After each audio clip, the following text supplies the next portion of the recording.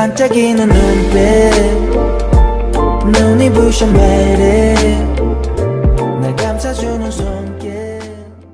Kim Mari shook as she held the letter from Han Jin-tae, the last piece of him. Its words were filled with guilt and regret. His confession about ignoring Yoon-woo for 25 years hit her hard. Realizing her long-held suspicions were true left her breathless, making her past trust in him meaningless. She thought she had lost everything when Yoon-woo died, but now she saw that Han Jin-tae was the cause of her pain. "How could you do this to me, Jin-tae?" she whispered, her voice trembling. Tears came as she added, "How could you do this to Yoon-woo?" Han Jin-tae had said he would leave and wouldn't seek her forgiveness. Accepting his departure was harder than she thought. Even after being by his side for years, she realized she had always been cautious around him. Now, the weight of his absence crashed over her, leaving a deep emptiness. She lowered her head, feeling a tangled mess of emotions. She had hoped her pain would lessen when Han Jin-tae was gone, but instead, suppressed feelings overwhelmed her, and tears blurred her vision. Finally, she let her tears flow, a mix of resentment toward Han Jin-tae, sadness for Yoon-woo, and the pain she had carried for 25 years. Han Jin-tae's letter said, "I don't deserve forgiveness. I lied for 25 years and ignored our Yoon-woo. I know you suffered, and even if I live with this guilt forever, I can change it. Now that Yeon-sung has woken up, I will leave. I won't come back to see your suffering face anymore. I'm truly sorry." As Kim Mari put down the letter, she thought about his words. She remembered Han Jin-tae apologizing in the past, but back then, she couldn't fully accept it because she didn't know the whole truth. Now that confession felt empty, especially knowing he was behind Yoon-woo's loss, a chill ran through her, and her fingers felt numb. Everything felt like it was falling apart. "It's not over just because you're leaving," she said with a hollow laugh, her voice filled with anger and despair. "I thought this pain would go away if you left." She stood up, unable to hold back her emotions any longer. The reality of Han Jin-tae's departure hit her hard, and she realized she couldn't hold on to anything anymore. The emptiness left by her anger only confused her more. She approached the window and looked out at the cold wind. "Will it really be over once you leave, Jin-tae?" she murmured, tears still streaming down her face. The mixed resentment and love for him, along with her longing for Yoon-woo, engulfed her in confusion. Even though Han Jin-tae claimed he would never return, she couldn't believe she could forget him. She wanted to throw everything away, but the fear of his absence held her back. With trembling hands, she folded the letter. "Jin-tae, what am I supposed to do if you really leave?" That night, Kim Mari couldn't sleep. Thoughts of Han Jin-tae's departure haunted her, and her heart was in turmoil. She thought leaving was the right choice, but her attachment felt like a weight crushing her heart. Meanwhile, Han Yeon-sung's question surprised her. "Why can't I see my father?" Kim Mari tightened her grip at his words, and her gaze wavered, telling him that Han Jin-tae had left was a heavy burden. Taking a deep breath, she finally spoke.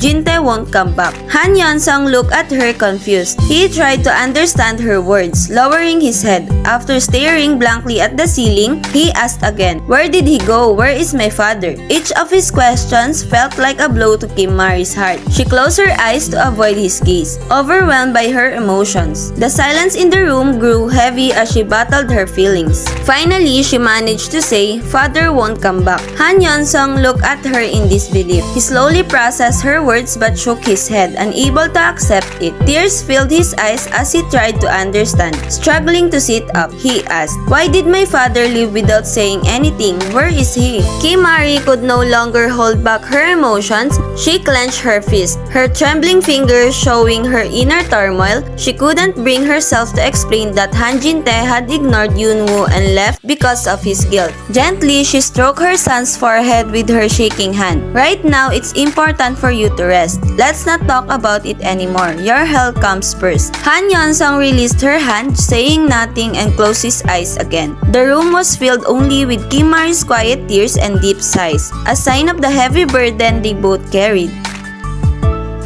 "'Cause you are beautiful, a beautiful stranger.